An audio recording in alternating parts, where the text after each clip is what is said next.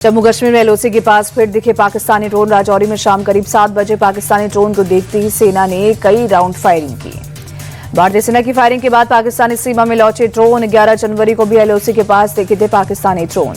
पाकिस्तान को army chief general Upendra Dwivedi की बड़ी चेतावनी। बोले, ऑपरेशन सिंदूर अभी भी जारी है, भविष्य में किसी दुस्साहस का मुंहतोड़ जवाब देंगे।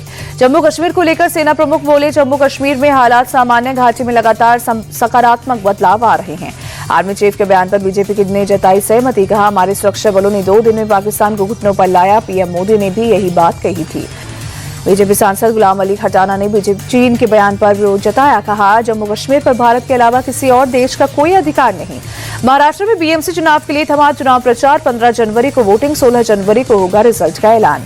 बीएमसी की 227 सीट पर 1700 उम्मीदवारों के बीच मुकाबला। शिवसेना यूबीटी और एमएनएस गठबंधन और बीजेपी शिवसेना शिंदे का गठबंधन आमने सामने। महाराष्ट्र में नगर निकाय चुनाव से एक दिन पहले उल्लासनगर में एक रिक्शा से 18 से 20 लाख रुपए जब्त किए गए। पुलिस ने एक रिक्शा चालक को हिरासत में लिया। तमिलनाडु दौरे पर कांग्रेस सांसद राहुल गांधी। कहा, आज विचारधारा के नाम पर लोकतंत्र को कुचला जा रहा है, युवाओं को इसके खिलाफ आवाज उठाने की जरूरत। रावली मामले पर भी राहुल का बयान। कहा, विकास के नाम पर पर्यावरण पर हमला बर्दाश्त नहीं, लालची लोगों को कोर्ट से मिला जवाब। राहुल गांधी ने शिक्षा और रोजगार के क्षेत्र में सुधार पर जोर दिया। कहा, अब मेड इन चाइना नहीं, मेड इन इंडिया होना चाहिए। बंगाल में एसआईआर पर फिर भड़की ममता। कहा, चुनाव आयोग ने जिंदा लोगों को मृत दिखाया, वैलिड वोटर्स के नाम काटने का किसने दिया अधिकार। ममता बोली, व्हाट्सएप पर काम कर रहा है ईसी, बीजेपी के इशारों पर नियमों की हेराफेरी, आधे से ज्यादा वोटर्स के नाम कटे। सीएम ममता का चुनाव आयोग से सवाल पूछा, वेरिफिकेशन के लिए बिहार वाले पैटर्न का इस्तेमाल क्यों नहीं, शादीशुदा महिलाओं के क्यों हटाए गए नाम। कोलकाता में बीजेपी नेता शुवेंदु अधिकारी ने फिर निकाली रैली। खुद पर हुए हमले में अब तक गिरफ्तारी न होने पर जताई नाराजगी। शुवेंदु बोले, ममता राज में बंगाल की कानून व्यवस्था ध्वस्त, दीदी की विदाई का टाइम आ गया है। एमपी के पूर्व सीएम दिग्विजय सिंह का बड़ा बयान। कार्यकाल खत्म होने के बाद राज्यसभा जाने से इनकार किया। 2028 के विधानसभा चुनाव पर दिग्विजय का फोकस। कहा, अब प्रदेश की राजनीति में पूरी सक्रियता के साथ भूमिका निभाऊंगा।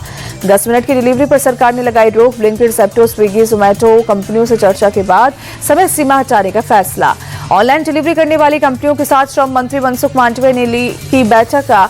सभी कंपनियों ने समय सीमा की पाबंदी हटाने का आश्वासन दिया।